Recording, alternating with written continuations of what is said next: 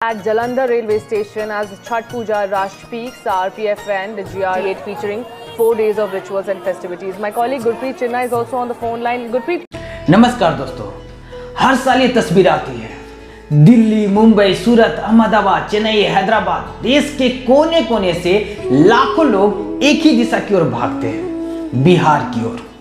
Train ठसाठस भरी होती है, टिकट मिलना तो सपना होता है और रेलवे को चलानी पड़ती है हजारों स्पेशल ट्रेनें। सवाल ये है कि ये सिर्फ आस्था है या ये तस्वीर बिहार के एक बड़े सामाजिक आर्थिक सच को बयां करती है। इस भीड़ की वजह है छठ महापर्व। यह सिर्फ एक त्योहार नहीं बल्कि बिहार, उत्तर प्रदेश, झारखंड के लोगों के लिए पहचान, संस्कृति और अटूट आस्था का प्रतीक है। सूर्य देव और छठी मैया को समर्पित यह पर्व परिवार के साथ घर के घाट पर ही मनाने की परंपरा है।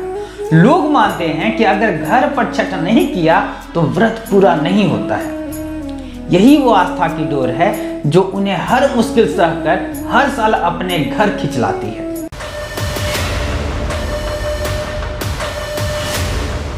लेकिन इस भीड़ का एक दूसरा पहलू भी है। ये वो लोग हैं जो सालों से घर से दूर रहते हैं, वो भी क्यों? रोजी रोटी के लिए।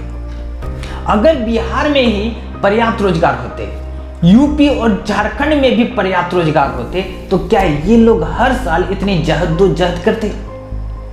छठ पर घर वापसी की ये भगदड़ दरअसल बिहार, उत्तर प्रदेश, झारखंड से होते हुए बड़े पैमाने पर पलायन की कहानी है।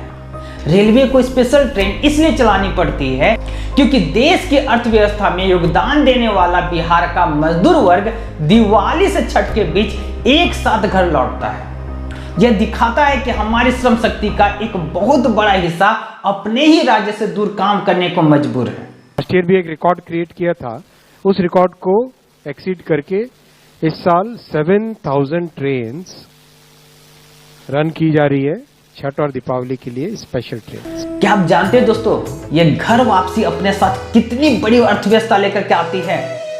अनुमानित आंकड़े बताते हैं कि छठ के समय सिर्फ टिकटों, बसों और हवाई यात्रा से हजारों करोड़ का लेन देन होता है। रेलवे हर साल हजारों स्पेशल ट्रेन चला करके लाखों यात्रियों को ढोती है, जिससे टिकट बिक्री की भारी राजस्व आती है। इसके अलावा जो प्रवासी मजदूर घर लौटते हैं वे अपने साथ लाखों करोड़ की बचत और रेमिटेंस लाते हैं। ये पैसा गांव के बाजारों में छठ के सामान जैसे कि सूप, फल, मिठाई, कपड़े और अन्य जरूरी चीजें इस पर खर्च किया जाता है, जिससे राज्य की लोकल अर्थव्यवस्था में अचानक से बहुत बड़ा उछाल आता है। विशेषज्ञों का मानना है कि ये सिर्फ और सिर्फ बिहार में अर्थव्यवस्था को 10,000 करोड़ रुपए से भी ज्यादा पुष्ट देता है। यह एक ऐसा कैश फ्लो है जो लाखों छोटे व्यापारियों की दिवाली छठ बनाता है। सरकारें हर साल स्पेशल ट्रेन चला करके भीड़ को मैनेज करती है, जो जरूरी भी है, लेकिन सवाल यह है कि हर साल एक ही चुनौती क्यों? क्या सरकार इस पलायन को रोकने के लिए कोई दीर्घकालीन लॉन्ग टर्म प्लान नहीं बना सकती है? रेलवे की कमाई तो होती है, लेकिन यात्रियों की जान जोखिम में डालना, कंफर्म टिकट न मिलने पर भी जनरल कोच में ठूस ठूस करके सफर करना, क्या यह हमारे सिस्टम की विफलता नहीं है?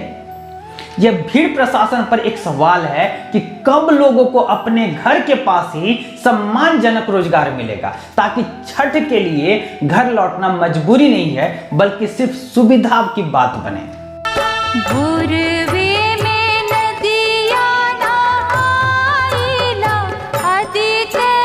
छठ महापर्व हम सभी की आत्मा है। यह हमें सिखाती है कि आस्था और संस्कृति की जड़ें कितनी गहरी होती है। लेकिन इस साल जब आप भीड़ से भरी ट्रेन की तस्वीरें देखें तो याद रखें, यह केवल आस्था नहीं है, यह रोजगार की तलाश में निकली एक पीढ़ी है जो अपने घर और जड़ों की ओर लौटने के लिए साल भर की तड़प होती है। हमें केवल स्पेशल ट्रेन की नहीं बल्कि बिहार, झारखंड, उत्तर प्रदेश के भीतर स्पेशल रोजगार योजनाओं की जरूरत है। इस पर आपकी क्या राय है कमेंट में जरूर बताएं। मिलते हैं अगले वीडियो में, तब तक के लिए बहुत बहुत धन्यवाद।